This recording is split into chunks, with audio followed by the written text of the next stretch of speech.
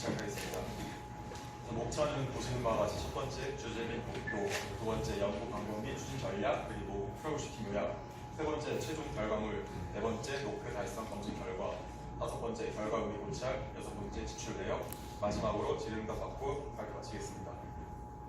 저희 연구 주제는 드론을 이용한 교량시설 외관 점검입니다. 기존의 일명 사다리차 혹은 스카이차라고 불리는 차량을 이용하여 사람의 육안으로 교량을 점거하는 것이 아닌 드론을 이용하여 교량을 점거하는 것이 저희의 연구 주제입니다. 저희의 연구 목표는 크게 네 가지로 나눌 수 있습니다. 첫 번째, 표본 자료 제작, 두 번째, 영상 자료 취득, 세 번째, 손상 부분 확인, 네 번째, 안전 진단을 위한 자료 획득입니다. 저희의 최종적인 목표를 말씀드리면 드론을 이용하여 교량의 안전 진단을 위한 자료를 획득한다입니다. 이를 크게 두 가지로 나눠보면 첫 번째, 드론으로 교량을 촬영하여 영상 자료를 취득하고 처리를 한다. 두 번째, 처리된 이미지를 바탕으로 보수가 필요한 부분을 찾아낸다입니다. 저희 연구 방법 및 추진 전략은 크게 세 가지로 나눌 수 있습니다. 첫 번째, 교량 제작, 두 번째, 드론 비행 제어, 세 번째, 매트렛 이미지 처리. 교량 제작 부분 같은 경우는 말 그대로 교량 모양을 제작하여 사용하였고, 드론의 비행 제어는 PC 통신, C샵 코딩을 이용하여 드론 비행을 제어하였으며 오픈CV 프로그램을 이용해서 영상을 확보했습니다. 이때 사용한 오픈CV 프로그램은 실시간 컴퓨터 비전을 목적으로 한 프로그램입니다. 마지막으로 매트렛 이미지 처리를 활용하여서 이미지를 처리하겠습니다. 첫 번째 연구 방법은 교량 제작입니다. 앞에 보시는 바와 같이 저희가 제작한 교량을 확인할 수 있습니다. 교량은 목재로 구성되어 있으며 두께감을 살리기 위해서 윗부분의 일부분은 스티로폼을 활용했습니다. 또한 콘크리트와 비슷한 색감을 보이기 위해서 보시는 바와 같이 색지를 활용하여 포장했습니다. 교량의 스펙은 길이 200cm, 폭 50cm, 책상을 포함한 높이 150cm로 교량이 구성되었습니다. 두 번째로 드론의 비행제어입니다. 첫 번째로 저전력 무선 통신 단식을 활용하여 드론과 컴퓨터를 연결하였고, 두 번째로 C샵을 통해서 드론에 비행 명령을 주고 제어를 하였습니다. 앞서 보시는 좌측의 그림이 패턴 비행의 일부분을 나타내는 코딩 부분입니다.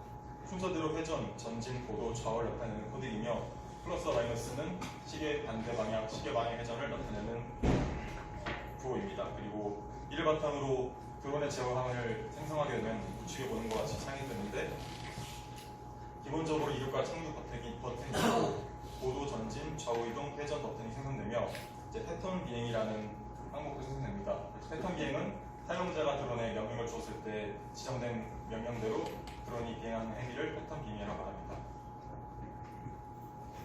또한 오픈CV를 활용해서 영상을 확보했습니다. 좌측에 보이시는 코딩 일부분의 빨간색이 카메라 Alt-SP, 리얼타임 스트리밍 프로토콜로 인터넷의 IPV와 비슷한 개념을 보시면 됩니다. 이를 기반으로 하여 영상을 확보하면 우측에 보이는 것과 같이 영상이 나오게 됩니다. 마지막으로 영상을 획득한 후에 매트랩으로 이미지를 처리하였습니다. 보시는 바와 같이 생성된 부분을 셋 이진화 앱과 영상 영역 분석 앱을 통하여 이미지를 처리하고 이진화 처리한 다음에 이를 바탕으로 우측의 표를 생성하게 됩니다. 우선 항목에 대해 말씀드리면 에어리어 영역은 이미지의 픽셀, 이미지가 손상된 부분이 몇 픽셀인가 나타내는 것이고, 이코익 다이아메터는 영역과 같은 면적을 갖는 원이 있을 때 이때 지름을 픽셀로 나타냅니다. 마지막으로 페리메타 영역은 경계 영역, 즉 이미지의 가장자리 부분을 나타내게 됩니다. 그리고 표에 보이는 위표에서 1번부터 7번까지 항목이 이진화 처리된 이미지가 나타내는 픽셀들을 나타내는데, 6번과 7번이 저희가 표현하고자 했던 손상된 부분이고, 1번부터 5번까지는 오차로 보실 수 있습니다. 마찬가지로 아래표도 1번과 4번은 오차로 나타내는 부분이고, 2번과 3번이 저희가 나타내고자 하는 손상된 부분입니다. 저희의 트러블슈팅 요약은 다음과 같습니다. 중간 발표 이후로 처음에는 다음 카카오 팟에서 플레이어에서 동영상을 받아왔으나 밑에 딜레이가 길어졌기 때문에 오픈CV를 이용하여 딜레이를 줄였습니다. 그리고 수동 조작이 아닌 패턴 비행을 통해서 오차율을 2% 이내로 수정하였습니다.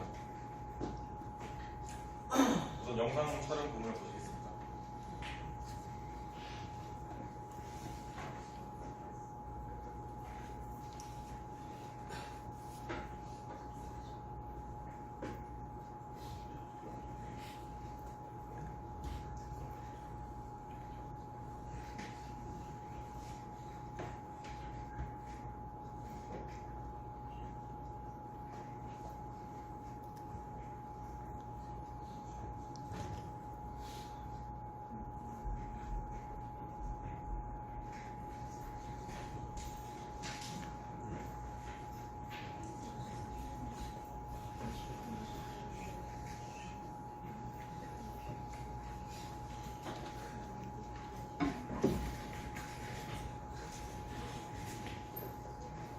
드론이 비행을 하여 지정된 교량의 다리 부분 세 군데를 촬영하고 그 다음에 마지막으로 다시 돌아오는 것을 확인할 수 있습니다. 이를 기반으로 형상대 부분을 다시 나타내면 첫 번째 사진의 경우 기둥의 질인 60mm일 때 이때 58픽셀로 측정되었습니다. 이를 기반으로 한 픽셀의 크기를 1mm 단위로 환산한 다음에 이퀄 다이어미터의 특성을 활용해서 동일한 면적을 갖는 원의 반지름을 계산하고 이를 기반으로 다시 원의 면적을 계산하여서 형성된 틀의 넓이를 나타냈습니다. 마찬가지로 우측에 보시는 그림 또한 동일한 방법으로 형성된 부분의 면적을 나타내었습니다. 저희의 목표 달성 검증 결과입니다. 크게 드론 제어 및 교량 제작 그리고 영상 촬영을 알 수 있는데 드론 제어 같은 경우에는 드론의 특성상 날개가 조금이라도 손상했을 경우에 원하는 방향이 아닌 다른 방향으로 비하는 문제가 있었고 교량 부분에서도 원래 교량이 철근과 콘크리트로 이루어져 있는데 저희는 녹재로 이루어졌다 보니까 어느 정도 한계점이 있다 판단하였습니다. 또한 영상 처리 부분에서도 손상된 부분을 나타내는 것이 아니라 오차인 부분을 나타냈기 때문에 100%가 아닌 총계 92% 정도로 진행 성공을 잡았습니다. 결과 의미 고찰입니다. 첫 번째로 실제 큰 교량에서 자율 비행을 통해 촬영하게 된다면 더 편리하게 교량의 안전 점검을 가능하게 할 수 있습니다. 또한 플랜트 사업이나 건설의 현장에서 다방면으로 활용 가능할 것을 생각합니다. 두 번째로 카메라의 회전과 그 성능이 좋은 더 비싸고 더 좋은 드론을 활용한다면 교량의 안전 점검을 전후, 좌우, 상하 모든 방향에서 실시 가능할 것이라 보입니다. 세 번째는 저희의 한계점입니다. 실제 교량이 콘크리트와 철근으로 이루어진 데 비해 저희 모형 교량은 목재와 스티로폼으로 이루어졌기 때문에 재료 차이로 인해서 교량의 손상 부분에 차이가 발생하는 것이 저희의 한계점입니다. 저희 지출 내역은 드론과 교량 제작 재료 그리고 기타 재료를 합하여 30만 원을 조금 초과하는 비용이 지출되었습니다. 마지막으로 질문과 답변을 마치겠습니다. 감사합니다.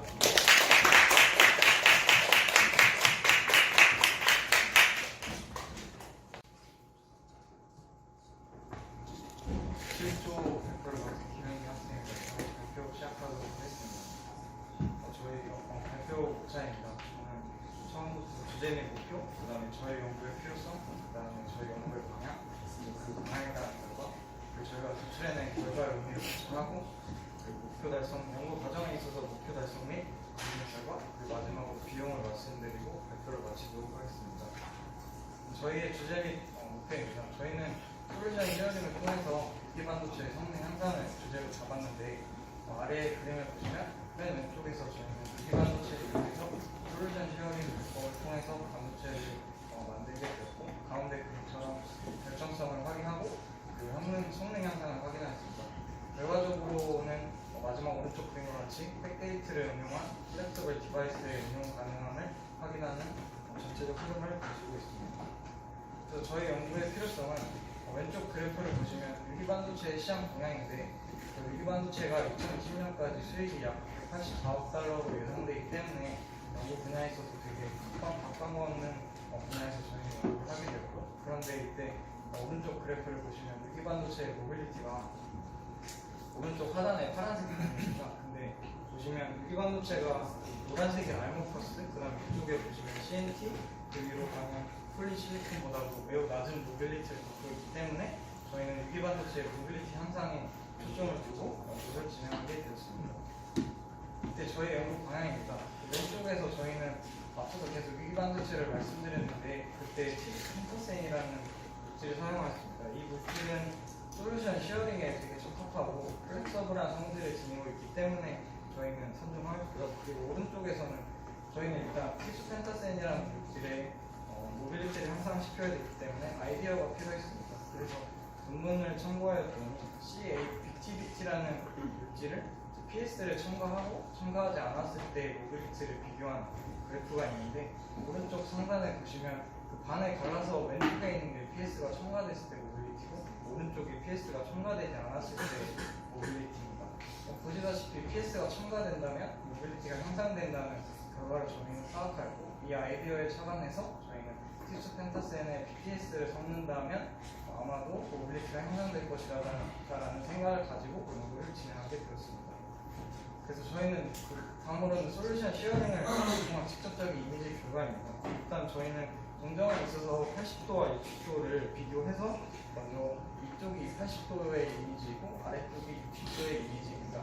두 이미지를 비교해보면 보시다시피 80도 수치가 좀 더 선명한 것을 알 수 있는데 이것은 공정 과정 중에 있어서 앞서서 계속 사용한 팁스 펜타센이 80도씨에서 좀 더 그 웨이퍼 상에 잘 확보되니까 결국에는 80도씨가 좀 더 성능이 좋아지는 것을 파악할 수 있었고 결국에는 저희 연구 진행 과정 중에 있어서 온도는 80도씨로 고정하고 진행하였습니다. 다음은 이제 80도씨에서의 경향성 확인인데 위의 이미지는 80도씨에서 팁스 펜타센을 이용한 논문의 이미지이고 아래 이미지는 80도씨에서 팁스 펜타센을 이용한 저의 실험 이미지입니다. 두 이미지를 비교해보면 매우 유사한 이미지를 확인할 수 있는데 이로 말미암아서 결국엔 저희가 실험할 때도 유기반도체가 논문 정도의 어떤 독보 정도를 확인할 수 있었고 이 독보 정도가 중요한 이유가 반도체가 독보가 되어야 채널이 형성될 것이고 그 형성된 경로를 통해서 모빌리티가 측정되는 것이기 때문에 일단 모빌리티 형성이 목표이긴 하지만 일단 유기반도체 독보 정도를 먼저 확인하고 그 이후에 모빌리티 측정을 진행하였습니다. 그 다음은 이제 앞서서 말씀드렸던 아이디어였던 PS의 용어에 따른 이미지 비교인데 위에는 80도씨에서의 PS가 첨가되었을 때고 아래는 첨가되지 않았을 때이고 아래는 이제 PS가 첨가되었을 때입니다. 보시면은 위 아래 모두가 이미지가 비슷한 것으로 보아서 유기반도체가 잘 독보되었음을 확인할 수 있었고 이 둘에 대한 모빌리티 비교는 앞서 다음으로 말씀드리도록 하겠습니다. 그래서 저희는 모빌리티 측정을 할 때 왼쪽 그림에서 이베포레이터라는 것을 사용해서 진공을 저어주게 된다면 이때 전류를 흘려주게 되고 그러면 금이 승화되어서 그 마스크상에 위치한 반도체의 전류가 생성되거든요. 그리고 오른쪽 그림에서 키슬리라는 기계를 사용해서 이제 그 집착된 반도체의 소스 드레인 게이트를 연결시켜서 마지막으로 컴퓨터를 통해서 모빌리티를 측정하였습니다. 그 측정된 모빌리티에 대한 그래프인데 빨간색 그래프가 PS를 섞은 팁스 펜타센 그래프의 모빌리티고 검은색은 PS를 섞이지 않은 팁스 펜타센의 그래프입니다. 보면 팁스 펜타센에서 PS를 섞인 빨간 색깔이 모빌리티가 더 크게 나왔기 때문에 저희 앞서 예상했던 대로 PS가 섞인다면 모빌리티가 더 향상되었음을 확인할 수 있었고 이때 PS가 섞인 팁스 펜타센의 최대 모빌리티는 2.91cm로 V세크로 확인되었습니다. 다음은 저희의 연구 결과물이 그 차례입니다.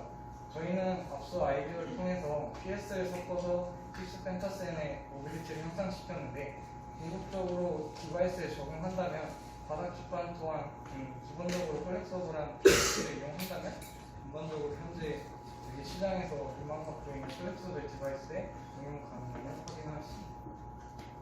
저희의 연구 과정에 있어서 목표 달성 및 검증 결과입니다.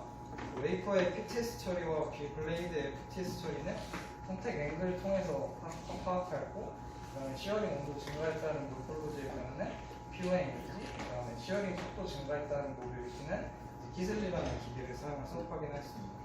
그 다음에 몰폴로지의 경향성은 논문을 직접 비교하면서 확인할 때 마지막으로 저희의 목표였던 팁스 펜타센의 PS를 첨가했을 때 모빌리티의 증가는 앞서서 보여드렸던 대로 키슬리 중에서 그래프를 통해 확인할 수 있었습니다. 그리고 이때 일반적으로 팁스 펜타센은 약 2제곱센티미터 정도 V세크의 모빌리티가 그 최대였는데 이것보다 향상시킨 앞서 2.91의 값이 나왔기 때문에 저희는 이러한 달성치를 도달할 수 있었습니다.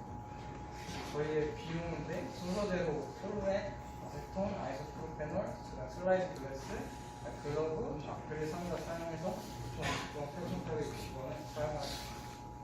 이상으로 마치도록 하겠습니다. 안녕하십니까. 캡스톤 8조 프로젝트 발표를 시작하겠습니다. 저희 캡스톤 프로젝트 주제는 PWM 방식에 따른 BLC 구동 시 시스템을 사용하면 어떤 피플리플이 발생하는지에 대한 분석을 실시하였습니다. 첫 번째로 간략한 서론부터 시작하겠습니다.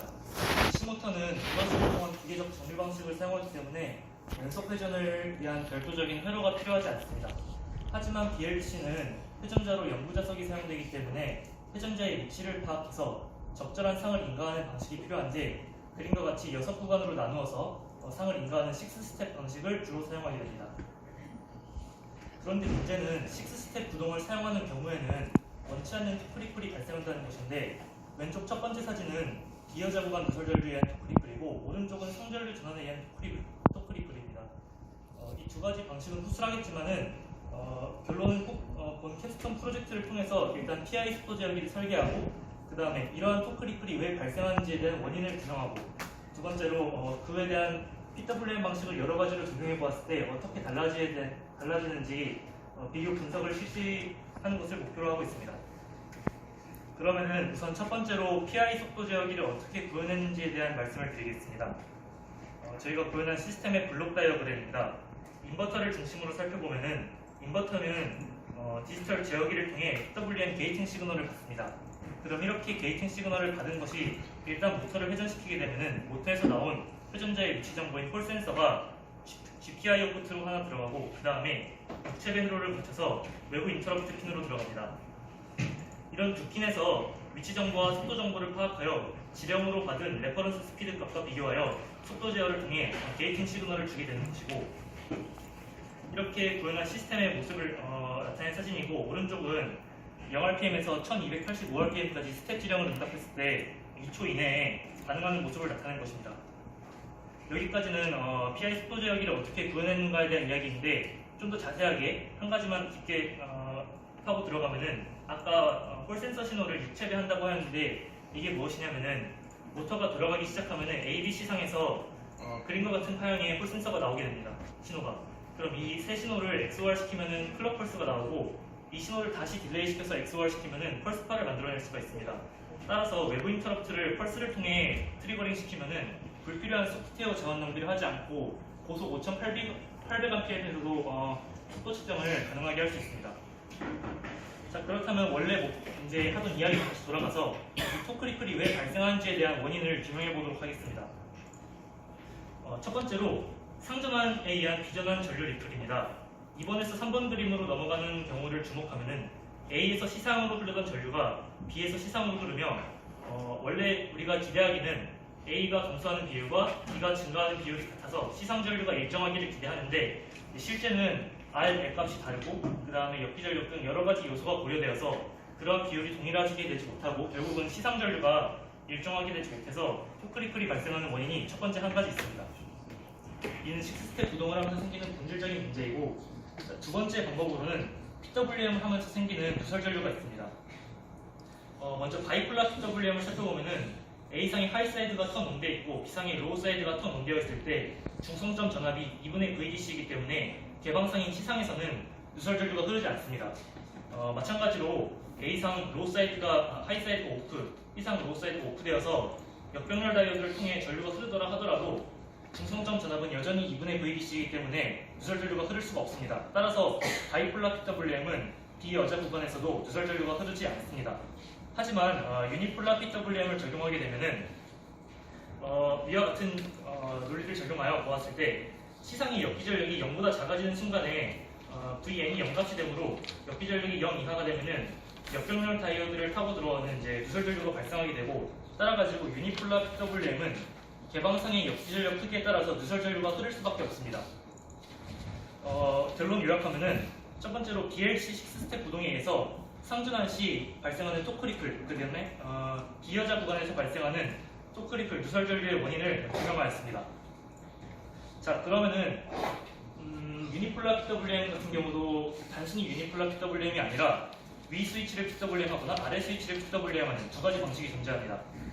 이런 경우는 첫 번째로 바이폴라 PWM은 제어가 간단한데 문제는 스위칭을 두 개 다 쓰기 때문에 스위칭 손실이 크다는 단점이 있기 때문에 유니폴라 PWM을 사용하게 되는 것이고 그럼 유니폴라 PWM을 사용하게 되실 때는 역기전력 부호 때문에 누설 전류가 발생한다는 문제점이 있는 것이죠. 그래가지고 이쪽 두 가지 PWM 같은 경우에는 체크한 부분에서 누설 전류가 나타나기를 지금 이론적으로 분석하였고 그런데 앞선 두 가지 PWM 방식의 경우는 한쪽 스위치만을 사용하기 때문에 스위칭 소자의 사용률이 편중된다는 단점이 있어서 온고잉 PWM과 오프고잉 PWM처럼 스위치를 번갈아 가며 펴주는 PWM 방식 또한 존재합니다. 하지만 이 또한 어디까지나 유니폴라 PWM이라는 근본적인 한계를 벗어나지 못하고 개방상의 누설 전류는 필연적으로 발생한다는 것을 알 수가 있습니다. 자, 그렇다면 이제 이렇게 분석한 원인을 가지고 실제 실험을 통해서 검증해보는 절차입니다. 먼저 실험한 경우는 SMPS와 인버터 그리고 DSP 보드, BLDC 모터를 통해 구성하였고, 첫 번째로 기동 특성은 스텝 지령으로 1500rpm을 주었을 때 최대 21rpm이 흐르는 것을 21A가 흐르는 것을 확인했습니다. 그다음 운전 속도별 파형입니다.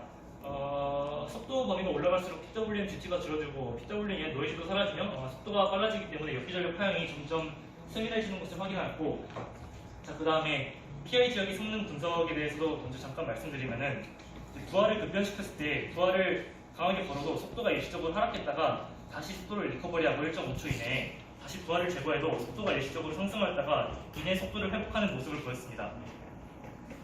스텝 응답의 경우는 속도를 이제 스텝을 1500rpm으로 주었을 때는 상승하는데 오버슈트가 없지만은 이제 스텝을 속도를 낮추었을 때 언더슈트가 발생하는데, 이거는 이제 후경 토크로 인해서 가속과 동특성이 상이하기 때문입니다. 이제 본론으로 돌아가서 PWM 방식에 따라서 첫 번째 상전환절 리플은 어떻게 발생하는지 분석해 보겠습니다. 총 5가지 PWM 스킴에 따라서 1200rpm에서 테스트를 하였는데, 상전환절 리플은 PWM 방식과 뚜렷한 상관관계를 보이지 않고 가운데 보이는 것 같이 일시적으로 전류 크기가 감소하는 것을 확인하였습니다.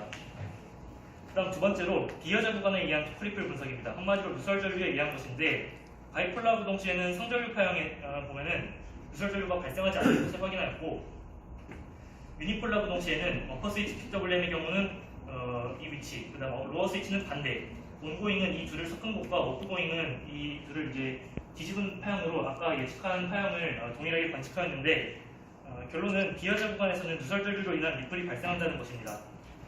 따라서 이제 결론입니다. PI 속도 제어기 설계 부분에 대해 말씀드리면은, 직접 설계한 PI 속도 제어기의 경우 라이즈 타임 2.5초, 1.5초 이내의 성능으로 부하 급변 시에도 1초 이내의 속도를 회복하는 성능을 보여주었고, 토크리플 분석의 경우는 바이폴라 PWM의 경우는 상전한 토크리플만 존재하며 개방상의 토크리플은 존재하지 않는다. 유니폴라 PWM의 경우는 필연적으로 개방상 토크리플이 발생한다. 그래가지고 PWM 방식을 여러 가지 적용해보면 개방상의 토크리플이 변하는 양상이 각기 다르다는 것을 이제 정성적으로 분석하였고, 따라서 BLDC 구동을 할 때 토크리플을 최소화하는 방법에 대한 연구도 많이 진행이 되었는데, 이 경우에는 역기전력 파형의 크기를 관측해야 된다거나 혹은 레졸버를 사용해야 하는 치명적인 단점이 존재합니다. 따라서 이러한 토크리플은 BLDC를 10스텝 구동하면서 생길 수밖에 없는 근본적인 원인이고, 향후 계획으로는 이 작품 토대로 이제 전력분자 학회에도 한번 출품을 해볼 생각입니다. 여기까지가 발표고, 끝으로 이제 이 작품을 설계하면서 연구비 지원과 그 다음에 지도를 아껴주시지 않은 송성훈 교수님과 그리고 전력분자 연구실 선배분들께 깊은 감사의 말씀을 드리겠습니다. 캡스톤 최종 발표 시작하겠습니다. 저희는 LFA에서 기능성 향상을 주제로 설정하였습니다. 다음은 저희의 목차입니다. 저희는 연구 주제, 연구 방법, 최종 결과 목차를 순으로 진행하겠습니다. 저희의 주제 및 목표입니다. 기존의 리더기는 키트의 종류에 따른 주문 제작 방식으로 이루어졌고, 또한 하나의 키트와 한 개의 리더가 1대1 매칭이 되는 것을 확인할 수 있었고, 이는 매우 비효율적이고 비공개적인 것도 알 수 있었습니다. 고로 저희는 자동 위치 인식을 통한 리더의 공용성 확대, 그리고 다양한 키트의 종류 상관없는 한 개의 리더, 그리고 이는 곧 효율적이고 경제적인 것을 알 수 있었기 때문에 이를 주제 및 목표로 설정하였습니다. 다음은 저희의 추진 전략입니다. 저희는 중간 발표 이전까지 리버스 엔지니어링과 관심 영역 추출까지 진행하였고, 이후로는 이미지 컨트롤 그리고 퍼스펙티브 트랜스포메이션 함수를 기여하여서 암시를 제작하였고, 이런 암시는 LED 밝기, 높이를 조절할 수 있어서 이를 통해서 실험을 하였고, 이런 실험을 통해서 RGB, 그레이스케일, 그리고 HSV라는 데이터 값을 추출해낼 수 있었습니다. 다음으로 저희의 연구 방법입니다. 저희는 리버스 엔지니어링을 통해서 암실 스펙을 왼쪽 그림과 같이 구성을 하였고, 이를 통해서 암실을 제작하였고, 이런 암실에는 LED, 이미지 센서, 그리고 렌즈를 구성하여서 암실을 제작하였습니다. 그리고 또한 저희 암실의 특징인 다양한 키트를 측정하기 위해서 멤브레인 영역을 설정하였고, 이는 기계적으로 고정할 수 있어서 다양한 키트를 삽입할 수 있는 하드웨어를 구성하였습니다. 그리고 저희의 이제 색 데이터에 대한 간단한 설명을 위해서 간단하게 설명을 드리면은, 왼쪽 같은 그림은 띠가 2개 양성, 그리고 오른쪽 같은 오른쪽 그림 같은 경우는 음성, 컨트롤 라인에만 띠가 있음을 확인할 수 있고 이 띠에 따라서 그래프가 상승하는 것을 확인할 수 있는데 이를 조금 감안하여서 PPT 발표를 봐주시면 되겠습니다. 그리고 또한 저희의 이제 색 데이터 추출을 위한 저희의 실험입니다. LED 높이 그리고 LED 밝기라는 변수를 두어서 높이 같은 경우는 2cm에서 4cm를 기준으로 0.5cm 기준으로 실험을 진행하였고 LED 밝기 같은 경우는 2.5V에서 3.5V 기준으로 이 또한 0.5V 기준으로 실험을 진행하였습니다. 결과 LED 높이 같은 경우는 2cm, 3cm, 4cm 기준으로 해서 그래프로도 볼 수 있듯이 별로 큰 변화가 없습니다. 이는 유의미한 변화가 없음을 알 수 있었고 LED 밝기 같은 경우는 2.5V, 3V, 4V 기준으로는 0.5V 기준으로 했을 때 3.5V 값이 그래프가 좀 더 선명하게 나오고 이는 더 이상적인 결과를 알 수 있어서 3.5V로 해석된 실험을 진행하였습니다. 다음은 저희의 트러블슈팅입니다. 저희는 처음에는 멤브레인 영역 사진을 촬영하고 캐닝 함수를 적용하였습니다. 하지만 캐닝 함수를 적용하였을 때는 정규 분포, 확률 분포에 의한 잡음이 여기 그림에서도 볼 수 있듯이 생겨서 이는 가우시안 필터를 적용하여서 잡음을 제거하는 결과를 만들어낼 수 있습니다. 다음으로는 저희의 카메라 소프트웨어의 매틀랩 통합입니다. 처음에는 파이썬 오픈 CV를 이용하여서 카메라 소프트웨어, 이건 센서에 있는 기능입니다. 센서의 카메라 소프트웨어와 매틀랩을 연동시키려고 했는데 이는 데이터가 무거워지고 그리고 연동이 그냥 한 개의 기술당 연동이 쉽지 않아서 저희는 파이썬 오픈 CV를 이용함과 동시에 파이썬의 라이브러리인 파이스핀, 매트플롯립이라는 것을 연동하여서 색 데이터 분석을 가능하게 하였습니다. 다음 저희 제품 시험 동영상입니다.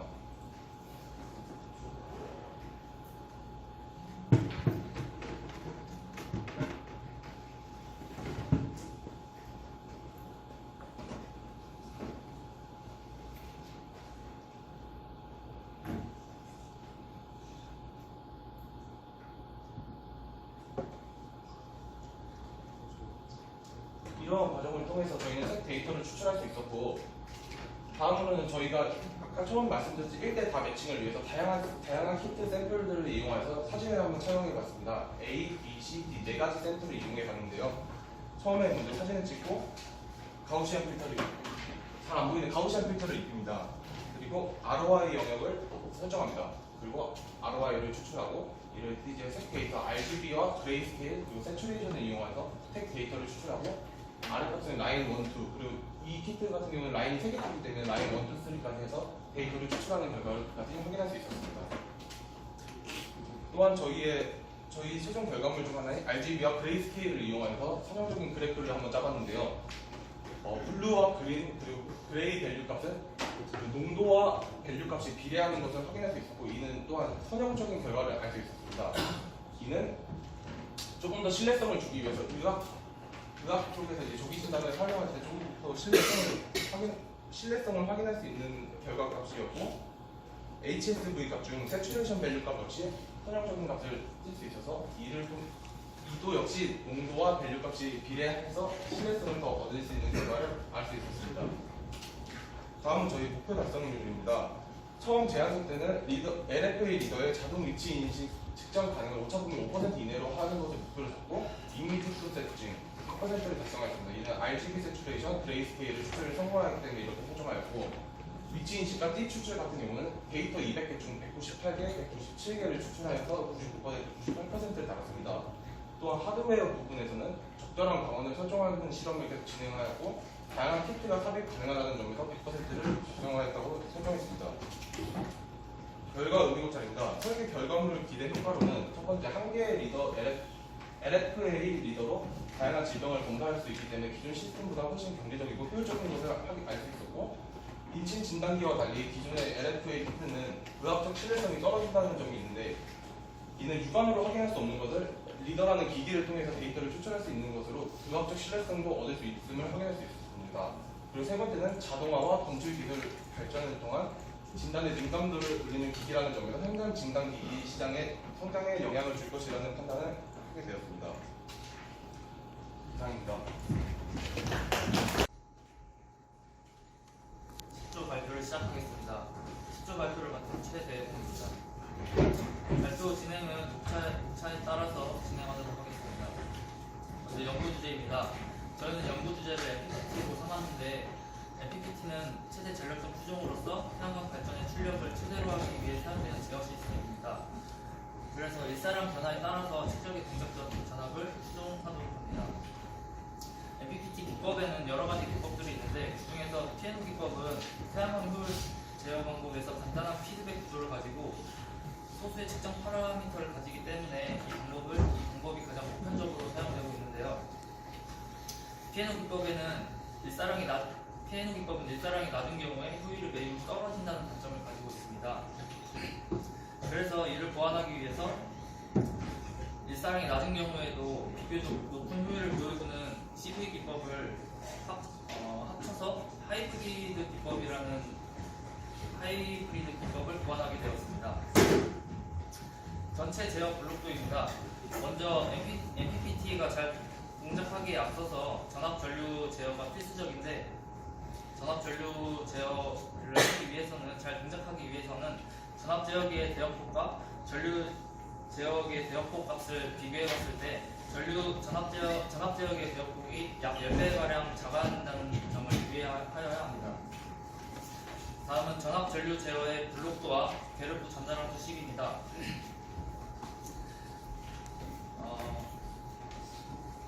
이 전압제어 오른쪽은 이제 계력부 전달함수 식인데 이를 통해서 전압전류 제어의 이득값을 얻었고 그 다음에 이 전압 제어와 전류 제어는 PI 제어를 기본으로 이루어지게 됩니다.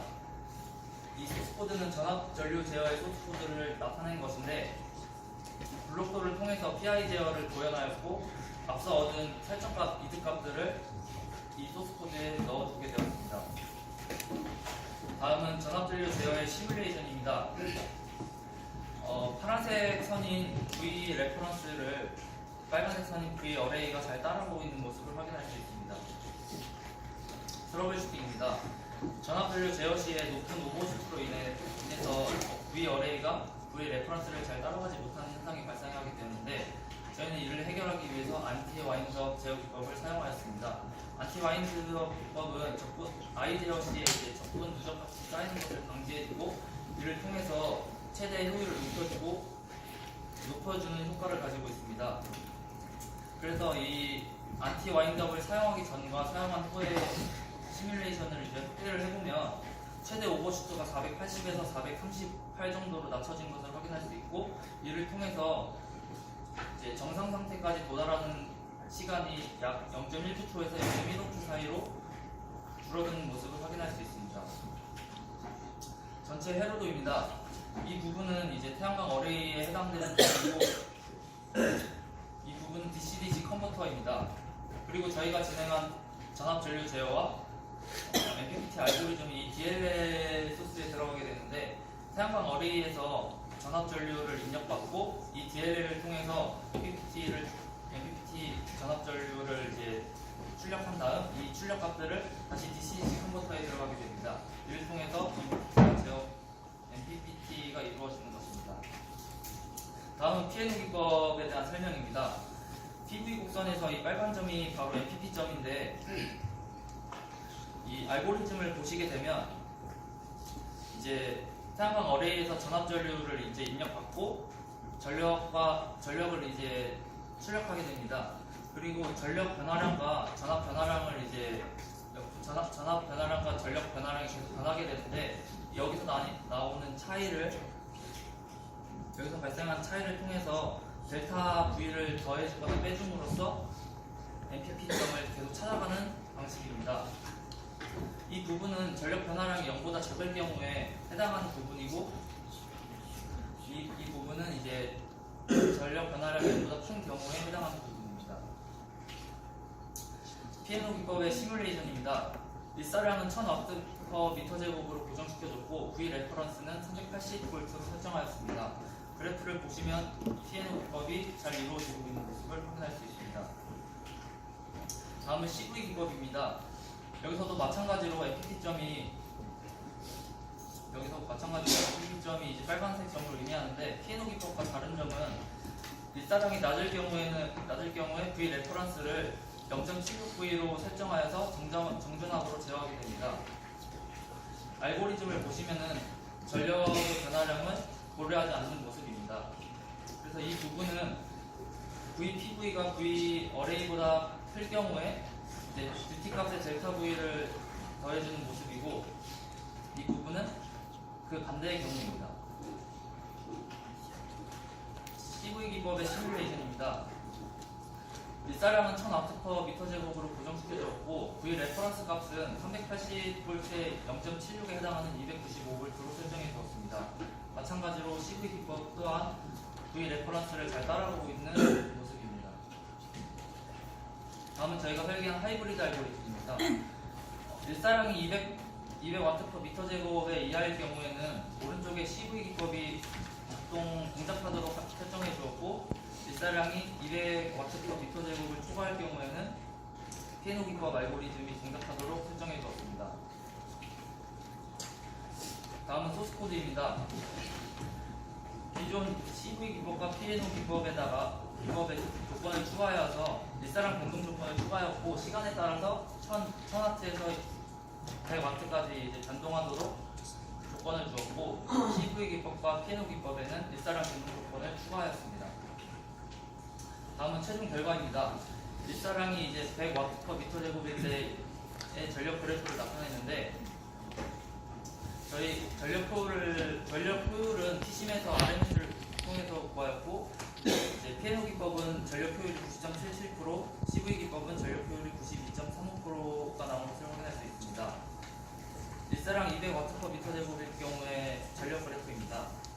여기서 피에노 기법의 전력 효율은 94.95%, CV 기법은 전력 효율이 99.18%인 것을 확인할 수 있습니다. 여기서 알 수 있는 결과는 CV 기법이 피에노 기법보다 낮은 일사량에서 더 높은 효율을 보여준다는 것입니다. 다음은 일사량이 600일일 경우의 전력 그래프인데, 여기서 피에노 기법은 전력 효율이 99.98%, CV 기법은 99.37%가 나온 것을 알 수 있습니다. 다음은 1000W, 일사량이 1000일 때를 나타내는 그래프인데, 여기서는 두 기법의 효율이 같았습니다. 이를 통해서 알 수 있는 것은 높은 일사량에서는 피에노 기법이 좀 더 좋은 효율을 보여주고 있다는 것입니다. 다음은 하이브리드 기법에 대한 결과입니다. 일사량 변동 조건에서 피에노 기법은 전력 효율이 94.14%, CV 기법은 전력 효율 94.71%, 하이브리드 기법은 전력 효율 95.61%를 보여주었습니다. 앞에서 나온 수치들을 표로 정리해 보았는데, 일사량의 변화가 일정할 때는 저일사량인 경우에 CV 기법으로 동작하고, 고일사량인 경우에는 피에노 기법으로 동작하는 것을 확인할 수 있습니다. 그 다음에 일사량의 변동 조건에서는 피에노 기법과 CV 기법보다 좀 더 나은 효율을 나타내고 있음을 확인할 수 있습니다. 그다음 결과값 비교, 일사량 고정 조건에서 이제 결과값 비교를 해보았는데, 저희가 초기에 설정했던 설정 목표 오차율과 논문 설정 목표를 1에서 3%로 잡았는데, 약 오차율이 1%에서 10%까지 차이 나는 것을 확인할 수 있습니다. 일사량 변동 또한 마찬가지로 오차율이 약 2%에서 8%까지 차이 나는 것을 확인할 수 있습니다. 다음은 실제 적용 사례입니다. 이 사진은 이제 지도 교수님께서 보내주신 사진으로 금비전자의 이제 다른 하이브리드 기법이 적용된 태양광 인버터인데, 새벽 5시경에 낮은 일사량일 때 작동되는 모습을 요청해 주셔서 추가하게 되었습니다. 다음은 결과 의미 고찰입니다. 저희가 앞서 설정했던 초기 목표 오차율이 왜 많이 차이가 나게 되는지를 분석해 보았습니다. 우선 오른쪽에 그림을 보시면 참고 논문에서 제시되었던 설정값들은 저희가 모두 동일하게 맞췄는데, 이 태양광 어레이의 병렬 조건은 만족할 수 없었습니다. 이를 해결하기 위해서는 태양광 어레이를 직접 설계해야 하는데, 직접 설계하기에는 회로도의 복잡성을 유발하고, 그 다음에 시뮬레이션 구현이 잘 안 되는데 여러 가지 문제가 고려되어서 PCmet에서 제공하는 기본 태양광 어레이를 사용하게 되었습니다. 이에 따라서 논문과 V 레퍼런스와 전력의 차이가 나타나게 되었고, 이러한 결과로 오차율이 좀 더 크게 발생하는 데 영향을 미치지 않았나 분석해 보았습니다. 결론입니다. 저희는 이제 최대 전력금 추종을 통해서 알고리즘을 통해서 하이브리드 알고리즘을 연구 및 설계를 하였고 DC-DC 컨버터의 전류 및 전압 제어기를 설계하였습니다. 이를 바탕으로 하이브리드를 적용한 DC-DC 컨버터의 시뮬레이션을 확인하였고 각 알고리즘 기법의 성능을 비교하였으며 하이브리드 기법의 성능이 좀 더 나았다는 것을 확인할 수 있었습니다. 추후 예정으로는 태양 에너지 학회 논문 투고 및 특허 출원을 할 계획입니다. 참고 문헌은 다음과 같습니다. 이상으로 발표 마치겠습니다. 안녕하세요. 11조 지하 전력부 내 지분 전선로를 관리하는 부서드론 패턴 결과 발표 시작하겠습니다. 목차는 다음과 같이 진행하겠습니다. 1장 연구 주제 및 설계 목표입니다. 연구 주제는 지하 전력부 내의 지분 전선로를 옆에서 잘 비행하며 위험도를 판별하고 관리 및 점검하는 부서드론을 설계하는 것입니다.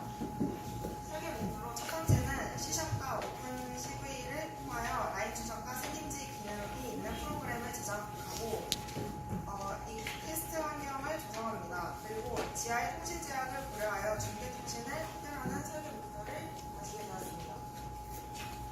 그림으로 보시면 가로 4m, 세로 1m의 모형 지하 전력부와 분리되어 있는 지상 통제실을 확인하실 수 있습니다. 또 페러사의 드론 망고는 카메라가 달렸을 때 비행 가능 시간이 최대 5분밖에 되지 않고 저희는 자율비행 및 실시간 영상 처리를 고려하여서 목표 비행 가능 시간의 2분에서 3분, 목표 비행 평균 속도를 0.1m/s로 설계 목표를 잡게 되었습니다. 연구 방법 및 추진 전략입니다. 크게 전체적인 블록 다이어그램을 보면 다음과 같습니다. 자율비행과 위험도 검출 즉 합쳐서 나눌 수 있고 이들을 구현하기 위한 영상 처리 과정과 자율비행 알고리즘이 있습니다. 첫 번째로 영상 처리를 통한 자율비행 알고리즘을 알아보겠습니다. 저희는 전선의 가운데 위치까지는 수동으로 조정을 해서 전선의 가운데 위치 위에 드론을 두고 나서 자율비행을 시작하는데요. 그 후에 고도 높이 조절 그리고 전선과 드론과의 간격을 조절한 다음에 오른쪽으로 20cm 정도 한 칸 이동하게 됩니다. 다음과 같은 과정을 반복하면서 전선의 중간 지점을 추적하여 자율비행을 하는 원리를 갖게 되었습니다. 고도 높이를 조절하는 방식은 첫 번째로 검은색 전선의 중심점을 인식하게 됩니다. 그리고 메인 구간 안에 있을 때는 오른쪽으로 이동하지만 그 위에 구간에 있을 때는 드론을 상승시켜서 전선의 가운데에 위치시키고 아래에 있을 때는 드론을 하강시켜서 드론이 전선의 가운데에 위치하게 합니다. 앞뒤의 간격을 조절할 때에는 출발 위치를 역시 수동으로 조정하게 되는데 전선의 지름을 12cm 그리고 전선과 드론 사이의 간격을 60cm를 기준으로 하였습니다. 이때를 시작으로 영상을 이진화하고 블럭 라벨링을 통해서 면적을 산출하게 됩니다.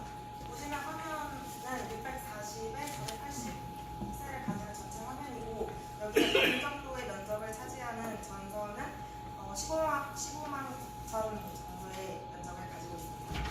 이렇게 초기 면적을 설정해 준 다음에 그 실시간으로 나오는 면적과의 비율을 계산하여서 앞뒤 간격을 조정하게 됩니다. 저희는 간격 기준을 60cm를 기준으로 했으나 실제로 유지되는 간격은 60cm에서 플러스 마이너스 20cm 정도의 차이가 있었습니다. 간격 기준을 위한 직진, 후진 이동 거리는 한 번 이동할 때마다 10cm씩 이동하도록 설정하였습니다. 그리고 선의 구간이 있는데요. 선의 구간을 인식하기 위해서 삼각형 도형을 설정하였고요. 템플릿 매칭을 통하여서 도형이 인식이 되면 오른쪽으로 90cm를 이동하고 반시계 방향으로 90도 회전을 한 후에 다시 오른쪽으로 60도 이동을 하게 됩니다. 그렇게 선의 구간이 지나면 다시 직선 구간에서 자율비행을 하게 됩니다. 위험도 검출 부분입니다. HSV 0에서 30, 빨간색에서 주황색 사이 구간을 위험 지점으로 인식하고 이를 화면에서 저렇게 검출된 것을 볼 수 있습니다. 실제 화면에서 검출이 되면 자동으로 캡처가 되고 동시에 위험 지점의 위치도 같이 저장이 되는데요. 그 위치를 파악하기 위해서는 직진 반복 횟수를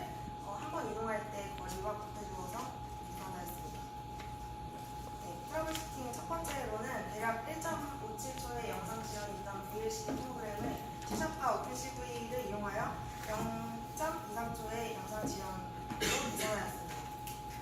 두 번째로는 타이머 1의 동작을 슬립할 때 타이머 2의 동작까지 멈춰버리는 오류가 떠서 반복 명령이 시행 불가하였는데요. 이때 스레드 타이머에 슬립을 따로 주게 되어서 반복 명령이 시행 가능하게 만들었습니다. 또한 관심 명령을 ROI로 관심 명령을 한정하였습니다. 드론의 전체 화면을 보시면 저기 다양한 색깔처럼 면적이 원하지 않는 부분까지 측정되는 것을 알 수 있는데요. ROI를 한정하고 영상 처리를 하여서 저희가 원하는 전선의 면적만을 도출하게 되었습니다. 최종 결과물은 2배 앞에서 말씀드린 스크린 다음 현장 구축 사진이고요. 최종 시험 영상 보시겠습니다.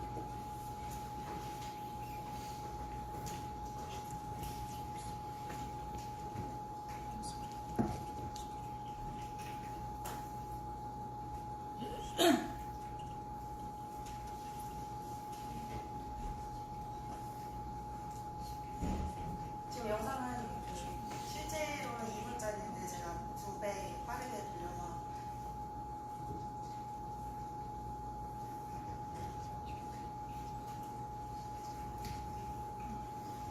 거리를 유지하면서 옆으로 이동하는 것을 보실 수 있습니다.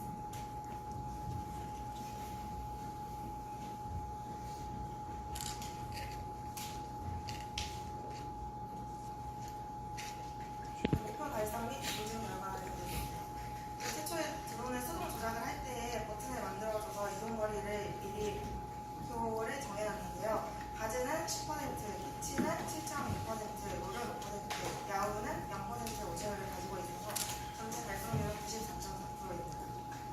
그리고 초기에 목표하였던 중심점과 면적, 색인지, 라인 검출이 모두 완료되어서 완료되었습니다.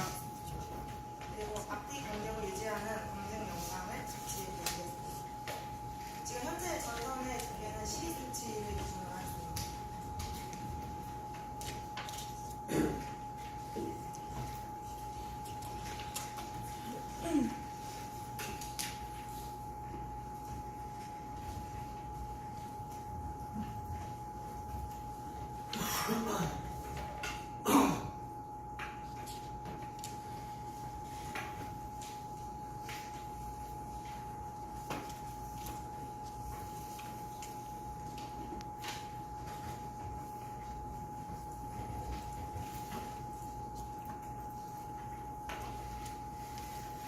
전선의 두께를 15cm와 20cm로 했을 때도 똑같이 거리 유지가 됨을 저희 확인하였습니다. 고도 높이 조절하는 검증 영상입니다.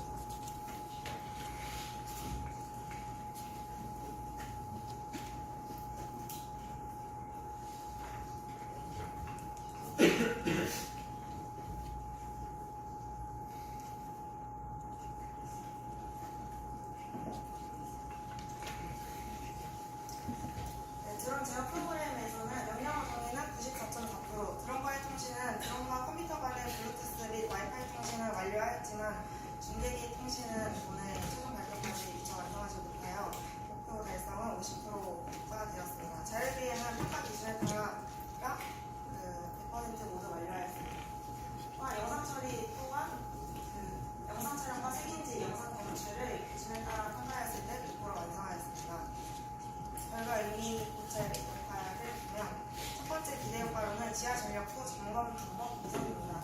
전력구와 같이 라인 추출 가능하고 온도에 따라 안정도를 판단할 수 있는 수도관이나 파스관 같은 곳에도 사용할 수 있습니다. 두 번째 기대 효과로는 교육 자료로